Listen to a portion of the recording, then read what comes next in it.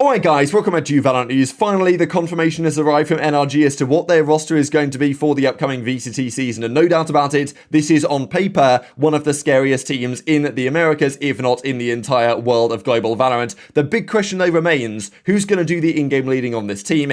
Ethan confirms, as does Coach Chet, that is the plan. Ethan will in-game lead the team going forwards, and Chet and Ethan seem to believe they're very confident this is going to work, and the haters saying that they're going to be screwed because they don't have an IGL like FNS anymore, he believes that's not going to be the case at all. Very much intrigued to your thoughts in the comment section below. Hit the like button if you enjoy. Subscribe if you're new as always. I would greatly appreciate it. Plenty to get into here. Firstly, I thought this is kind of interesting.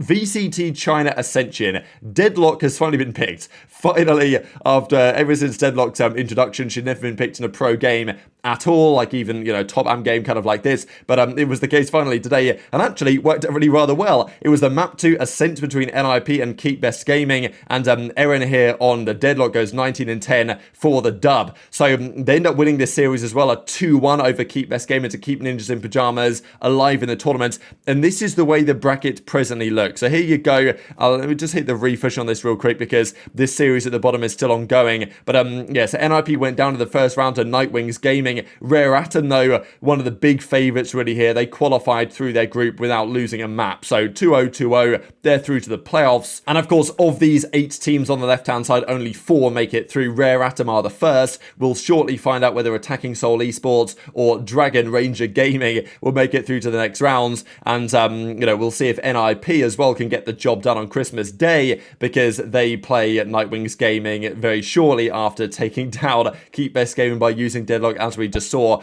This is a series currently ongoing. It's 1-1 between these two. It's just, I guess, the Haven is about to start between 17 Gaming and 4 Angry Men. So some great team names in here. But yeah, Rare Atom, no doubt one of the big favourites to make it through the Ascension for China, qualify for the main league, and they've got their job done so far. Couple of roster things before we talk about the big one. Grabinho here, a Polish player, he's been going around at the Challenger side for a little while now, has apparently reached an agreement with KOI to join them. Very interesting, these teams making roster changes before the season even begun. Now, sure, if you're NRG, you've finally locked in your roster. Great news. But some teams have had a roster, kind of confirmed that roster, and now they're making changes. So Trex is apparently going to be gone and Grabinho is in. Kind of interesting just because Trex is, I think, a pretty promising player, but they think this Polish talent is the way to go. Pretty big story. We'll see if that comes true, I suppose, over the coming days. But no doubt the big one was, as Ethan says, Christmas came early, contract signed. We'd seen the day before, Demon 1 said the same thing. I'm finally free. The contract is signed out of the EG contract jail, and now Ethan follows suit. It was then shortly followed up with announcements from the other players on the team. Before we get to those, quickly on Boostio, we're pretty convinced that he's going to be joining 100 Thieves, right? I think there's no real other way to put it right now. And look, Boostio's mother here on the tablet is trying her absolute best to let us all know about it. So, she replied to this tweet here from a long time ago now, where this guy Pyro here says Boostio's in solitary confinement, contract jail or whatever. I don't think he's going anywhere. And Boostio's mum says, bite your tongue, hold your tongue type thing. I don't know. So hopefully that situation is resolved relatively shortly. But Boostio hasn't really replied so much to this one yet, but some of the other players involved have done so. But as EG finally confirm, can you believe it? EG have actually done a tweet. Today we say thank you and goodbye to 2 world champions. Thanks Ethan and Demon 1. They get a great picture here together for this as well. From underdogs to defying the world's expectations. It's been an incredible ride, and thanks to Ethan, thanks to Demon 1, they are now moving on in their next adventure. We know full well they told the players, you guys are going to have to take a contract, a cut to your salary basically, and we're not going to sell you. So unlucky, you're stuck here. But then NRG and EG, given various situations, have come to an arrangement to make that occur. Now, Com and Jorgamo both comment on this. Com says, seeing the announcement, it's kind of like sad face.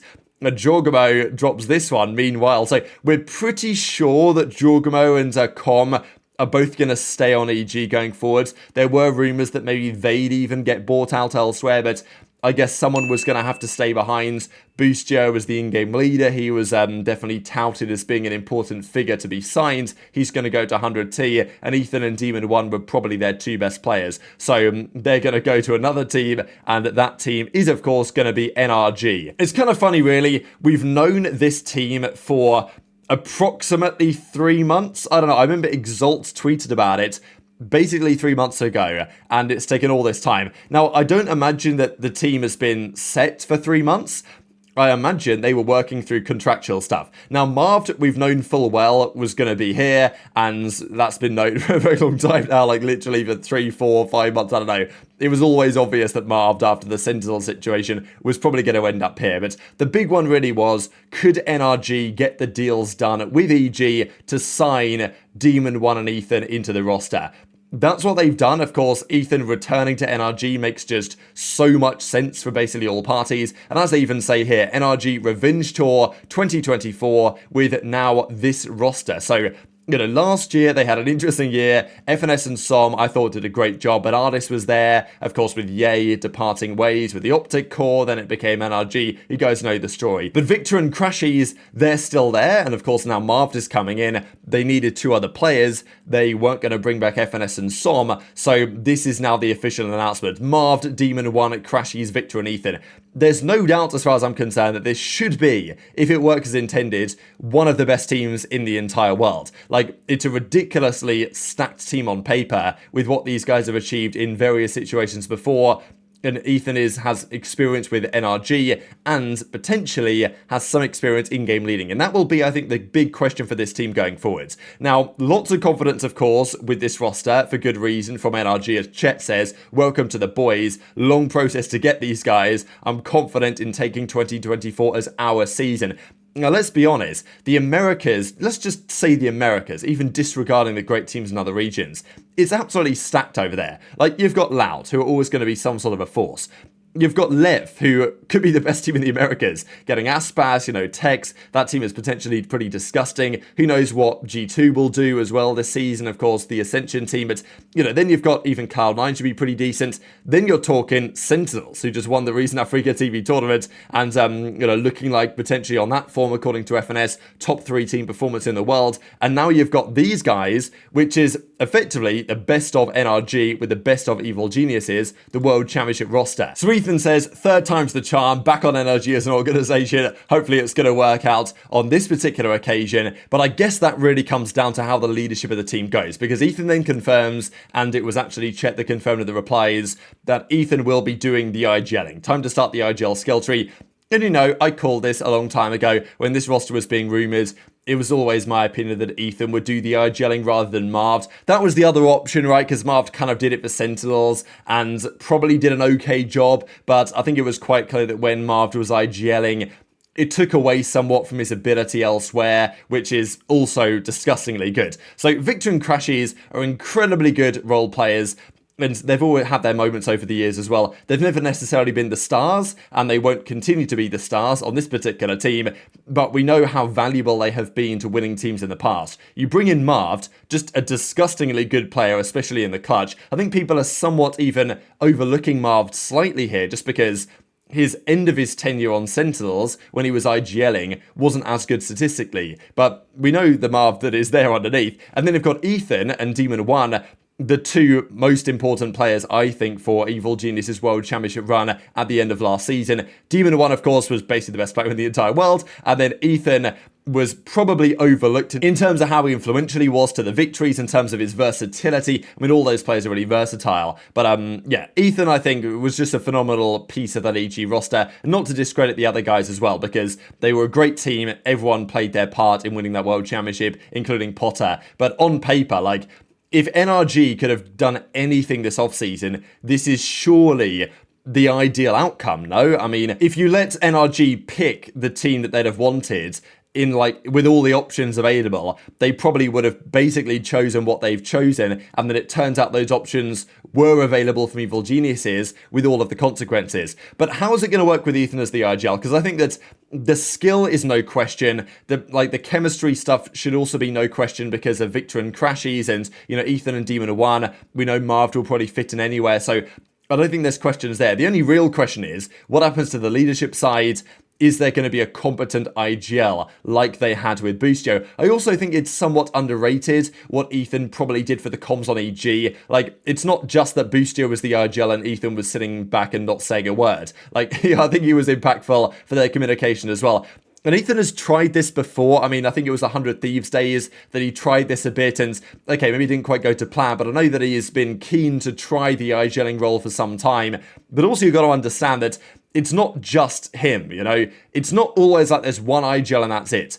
There's other communicators. Marved did a bit of it recently on Sentinels. The likes of Victor and Crashies, very vocal players. And sure, don't make Demon 1 think too hard, just let him go and get kills. I think is probably the strategy. But so obviously people are saying, oh, the IGLing isn't going to work and all this. My personal opinion is, it's not going to be an issue. I think this team is going to be disgusting. The question that I have as to how good this team is going to be is how good the opposition are. Because, you know, this team can be great, but if Lev, if Sentinels, if Loud, if, you know, Fnatic, PaperX, whatever, are also really good, this team could still be only top 6 in the world. But they absolutely should be qualifying for and making it to the grand finals or realistically international tournaments, given the level of this team. So Chet, though, says, you know, lots of yapping on the timeline from the haters or whatever about the IGLing not going to work. Keep sleeping on us, guys. You know, we're going to fry him. And even Victor then says, apparently, Austin, that being Crashies and I are washed, which is kind of saying, look, you know, we're still the players we were. And maybe you could debate that over the last season, but it wasn't that long ago that they were a very integral part to the Optic team's success. So I still think Victor and Crashies in the right system can do a very valuable job with all the star power that is now absolutely undeniably around them, with the roster that they have now made. If Demon 1, I suppose, can keep up the levels that he had at the end of last season, and sure, maybe the meta's changing and all this, but still very versatile players. But NRG's opinion is, you know, the haters have no idea what they're talking about. The IGLing is going to be fine. Ethan's going to do a great job. He's going to, you know, step up into it. And Ethan's always a very, you know, he's a very committed player as well. He's going to put the work in. Boaster came back to him and said, you know, get ready for all your free time to be gone because you'll be watching VODs all the time. But, you know, NRG Jemia says won the off-season, and Ethan agrees. He reckons, yeah, we've made the best changes this off-season, and therefore we're going to win it all next season. Now, that is obviously a bit of a stretch, but it's nice to see this team finally confirmed. I'm sure there'll be lots of reaction to it as well over the coming days, but very much interested in your thoughts in the comment section below. Just a note, Christmas Day tomorrow. I hope you all have a great day. There won't be a video on this channel tomorrow. I'll take Christmas off. We'll be back on the 26th with all the relevant updates from around the world of Valorant. But hit the like button if you enjoyed, subscribe if you're new, take care, and I'll see you next time.